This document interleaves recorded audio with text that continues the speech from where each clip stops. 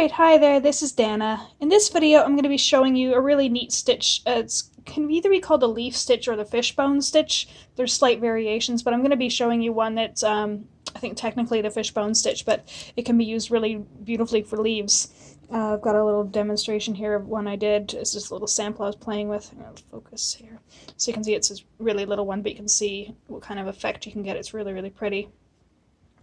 So I've got, this is a free pattern in the Peacock Lounge, so if you're not already a member, just click the little link in the button that's going to come up on the right hand side and you can sign up for free, and then you'll get access to all these free embroidery patterns as well as all the free cross stitch patterns I have on my site. For this one I'm using DMC 3712 and one of the Coloris threads. It's 4506. It's really, really, really pretty. And this is a Kingston linen from Zweigart. It's really, really beautiful. It's lovely and fine to work with. So what I'm going to be doing, so what I've already done is the pattern's got some lazy daisy stitches. I've got a tutorial for that, and I'll put a link to that below as well. And I'm going to be doing some stem stitch, which I will do. I'll turn the video off first and then do that, and then I'll start showing you how to do the leaf stitch for these ones. So I'll be right back after doing the stem stitch. And again, there's another tutorial for that, and I'll put that in the description below as well. Alright, here we go. I've done my stem stitch here, and again, like I said, I'll put that description in the, or the link in the description below. So what I'm going to be doing is, I call it a leaf stitch, but it's actually closer to a fishbone stitch, and this is just the way I've learned it. There's a couple different variations of this, like with embroidery stitches there's so many ways to do the same thing, so this is just the way I learned it. So you can obviously do it however works best for you, and you can look it up online as well and see other variations for doing it. So I purposely made these leaves kind of out of proportion to the flower just so you have sort of more chance to practice with it. But if you're just new to them, one really easy way to do this is a friction pen. Make sure you can see the lid. Friction. I've got it. This is one of the methods you can use for transferring your drawings to your fabric, and I'll put the description for the transferring tutorial as well in the description below. So what you can do is you can actually draw your center line, which will really, really help. Of course, if it's going to draw your center line. And then if you really want some extra guidance at first, just draw a little channel up either side as evenly as you can, up either side, and you'll see what that's for in a minute. Alright, put that aside. Alright, so now, alright, moving around here. Alright, so what you're going to do is you're going to want to start, some people do a stitch all the way up, and you can do that if you want, but I've just drawn the line so you don't really have to.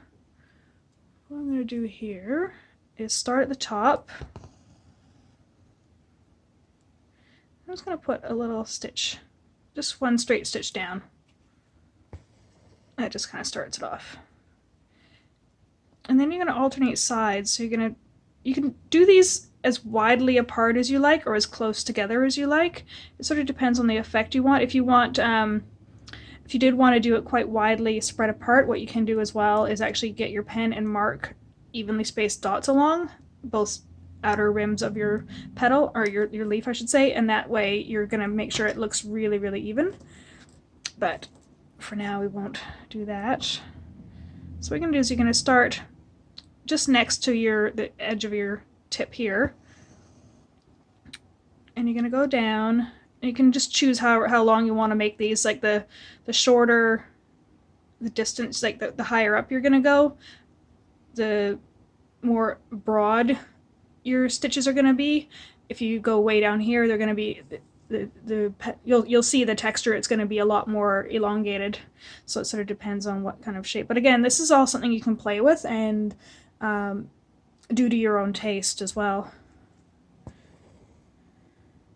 So you're going to go across to that outer center line there, and then you come up and you go pretty much exactly the same spot across from the first one, just down from your tip. And you're going to go across to the second line there. You don't have to have these lines as far apart from the center line. I just did that as an example. You can have them closer together if you want. Like that. And then you come back up again. Try not to catch the back of your fabric. And again, go just down from your little stitch here, your second stitch there.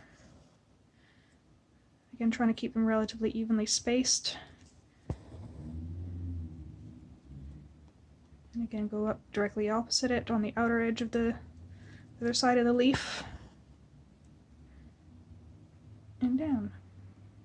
It doesn't look like much right now, but you'll see in a minute as this works, it starts looking really super cool. I really, really like this stitch.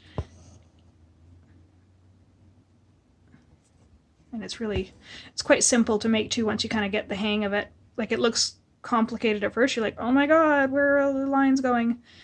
But then once you kind of get the hang of it, you actually see what's happening. So this overlap in the center here, that's actually creating a ridge. So it gives your leaf a really nice shape as well. So again, you're just wanting to just basically evenly space out your stitches. You can vary them, like you can have them more open at the top and then clump closer at the bottom. You know, it's all up to you. And, you know, start playing and experimenting. So if you are doing this stitch and you are leaving gaps like I am between each stitch, then it's best to use a transfer method that isn't permanent. Like some of the iron-on markers and pencils and stuff, they're actually permanent. So they're fine, but you're just going to have to make sure that you actually cover those lines completely. You're not going to be able to leave gaps unless it's something that can either erase or will disappear when you get it wet, like water-soluble pen.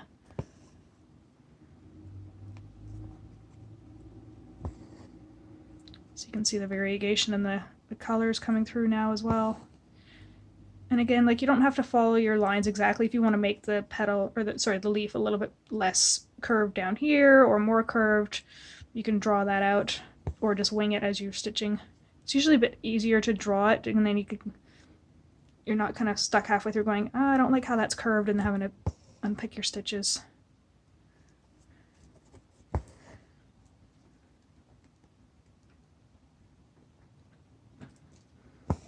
Yeah, so stitches like this, they really lend themselves to variegated floss. Of course you can use solid colors as well, but I just find for certain things using the variegated is really, really pretty.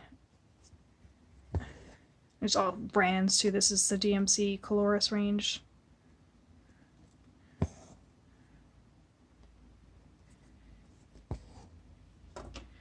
So as you can see, it's starting to take its shape now.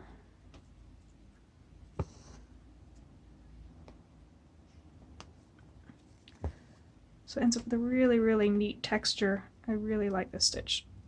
It's really pretty.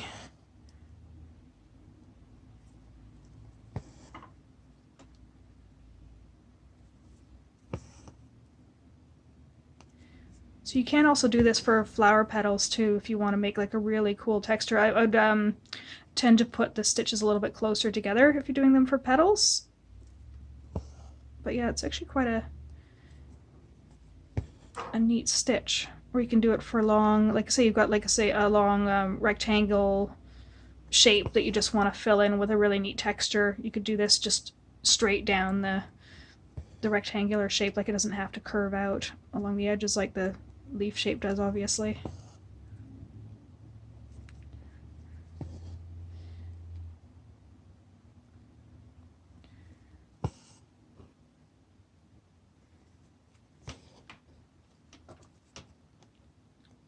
Alright, so we're just finishing up. So what you're going to find once you start getting closer to the base of your leaf is you might have to start sort of making these sort of two lines that you're traveling along for these edges here. You might have to start making them narrower and narrower, otherwise you're going to run out of space, and that's totally okay. You might also find that the angle of the stitches down here starts to change a little bit as it gets to the base of the leaf, but that's a-okay. It's your project. Do what you like. Okay, just finishing up here another couple stitches. So you can see I'm going to drop this one really close to that one there, so it's kind of, the center line's kind of curving. And do one more down here. Just might drop that one a little bit lower. So it's all up to your eye. Like the design lines are there to guide you, but it's your It's your project. If you want to change it up a little bit, go for it. All right, and that's pretty much it for that side. Isn't it lovely? There we go. So I'm going to continue on and do this other side, and then I'll do these ones here in the same stitch, but I'll do them much more tightly, like I did for this project here. You can see they're much more tightly together. And then I'll show you the finished project. And I'll be back in just a moment. All right, so there you go. One thing I forgot to mention was how many strands I'm using for this. The Daisy Daisy stitches are 2 strands each, and then all of this in the variegated thread is 3 strands. So depending on what kind of look you're after, you can use more strands or less strands. Like less strands will obviously give you a more delicate look. You know, you can see here the 3 strands gives quite a dense look once you start moving the ends of the stitches closer in towards each other here. Yeah, that's it. If you have any questions, please feel free to let me know. If you like this video, please like it and or thumbs up. That'd be really helpful. It actually helps more people see the videos who might benefit from them. And I hope you have a fabulous day. Bye for now.